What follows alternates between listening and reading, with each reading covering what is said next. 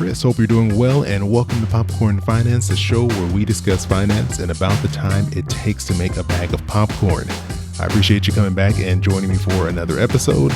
And today we're going to be tackling a topic that I'm sure is on many of your minds, probably all over your news feeds, your TV, social media, and that is the stimulus check. And so I thought the best way to go about this was to answer some questions that I've received from all of you over on Instagram. I'm going to just go one by one through these questions and knock out as many as I can today.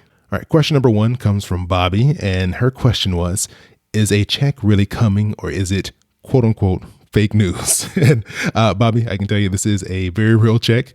It is actually going to be going out. And this stimulus check, it's, I guess, officially right now going by the economic impact payment. And this was part of the $2 trillion stimulus bill called the CARES Act. And this was passed back in March. And the CARES Act stands for Coronavirus Aid, Relief, and Economic Security Act. So just in case you were wondering. All right, next question comes from Paul, and he wants to know who is eligible. So, Paul, the requirements to receive this payment are that 1, you have to be a U.S. resident, 2, you have to have a valid social security number, and 3, you cannot be claimed as a dependent by someone else. So this means, for example, if you have kids that you claim on your taxes currently, they are not going to be able to receive a separate check. You may be eligible for an additional dependent payment as part of your $1,200 stimulus if you are eligible, but I'll get into those details a little bit later. And Paul had a follow-up question, and he wanted to know what if you're still working either on location or remotely.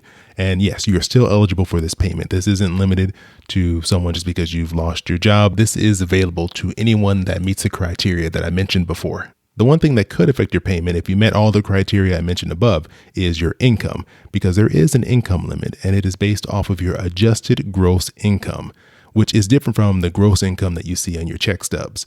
And so the difference is there are certain things that are removed from your gross income to calculate this adjusted gross income, which is what is used to calculate how much taxes you owe each year. Some of the most common things that are removed from your gross income to come up with this adjusted gross income are things like retirement plan contributions, and these would be pre-tax contributions, so not contributions to like a Roth 401k or Roth IRA, contributions to an HSA, and a portion of college tuition and student loan interest. Okay, so the next thing you probably want to know is how much am I actually eligible to receive? And the best way to look at this is to break people into two separate groups. There's actually a third group, but we'll just focus on these two for right now.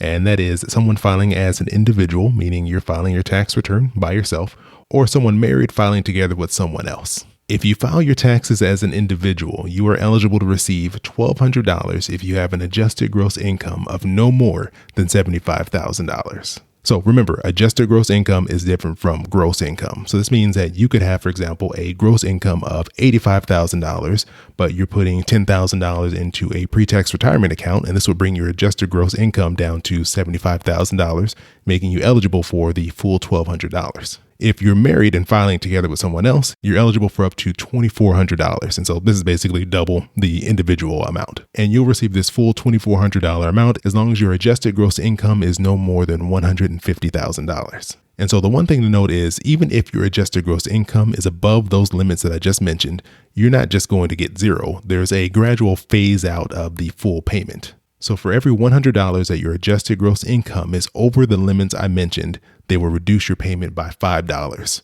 So for example, if you're an individual and you have an adjusted gross income of $76,000, meaning that you're $1,000 over the full, I guess you can call it the limit to receive the full amount of $75,000, then you will have your stimulus payment, your stimulus check reduced by $50. And so this may be difficult to do in your head. There's plenty of calculators online. Just Google stimulus check calculator. I'm sure you'll come across, a dozen of them. So it'll make it very easy to figure out where you fall. And so they'll do this phase out all the way up to, for individuals, $99,000. So once your adjusted gross income has crossed $99,000, the payment will be completely phased out and you won't receive anything. And if you're married filing together, that will be $198,000. So once your adjusted gross income crosses $198,000, you are no longer eligible to receive a payment. And so the one thing that could change this is the number of dependents that you have. You're eligible to receive up to $500 per dependent. And what they consider a dependent is, 1, they are related to you. And this would be by blood, by marriage, or adoption. Either of those count. The one place where this gets tricky, where this is maybe a little bit different than the way you've looked at dependents in the past, is that for the purposes of this stimulus check, a dependent is anyone 16 years old or younger. And this is in line with the child tax credit. This is what qualifies as a dependent under that specific credit, and that's the rules that they're applying to the stimulus payment. So this does leave out a pretty large group of people. So you may be used to claiming dependents on your taxes who are older than 16. You can typically claim someone anywhere from 17 all the way up to 24 if they're still full-time in college. But the difference is for this stimulus check, this is based off of the rules for the child tax credit. So in this situation, your dependents who are between the ages of 17 and 24, you will not get the additional $500 payment for them. And on top of that, they will not receive the $1,200 payment because they're being claimed as a dependent. And that is one of the restrictions when it comes to who is eligible for receiving this payment. If you are being claimed as a dependent, you will not be getting this $1,200 payment. All right, and the next thing you're probably wondering is, do I need to do anything? And so the answer is no for most people. The IRS will be using the information from your 2019 tax return, which would have been the one you filed in 2020, this year.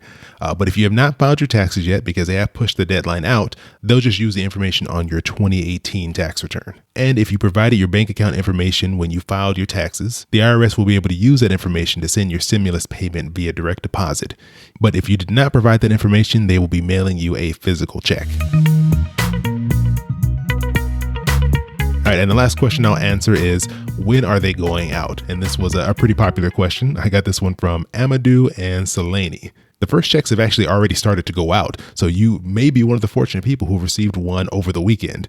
But if not, for those of you who have direct deposit or bank information on file with the IRS, they're saying that most people will be receiving these payments between April 14th and April 17th. I've seen a bunch of different dates online and it has been changing, but that was the most recent information that I saw as to when these payments will be going out. If the IRS does not have your bank account information, that means that they will have to send you a physical check.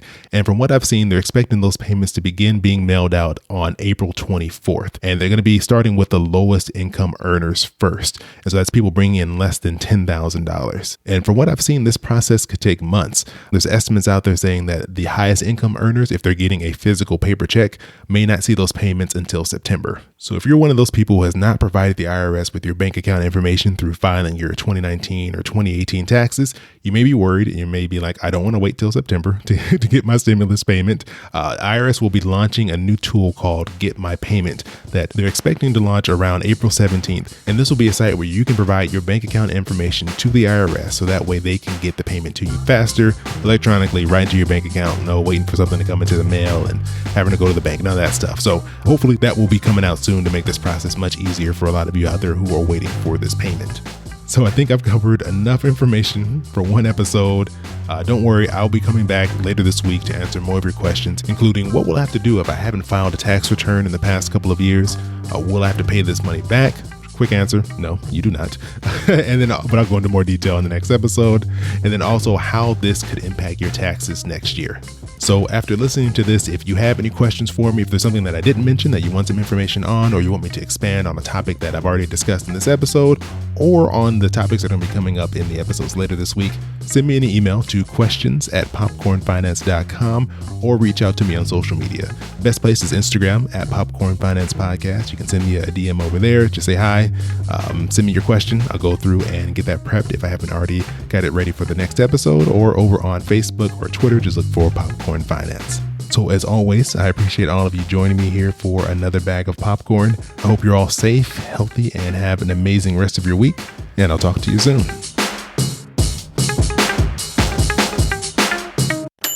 Your boy keep it poppin' like Mary Poppins.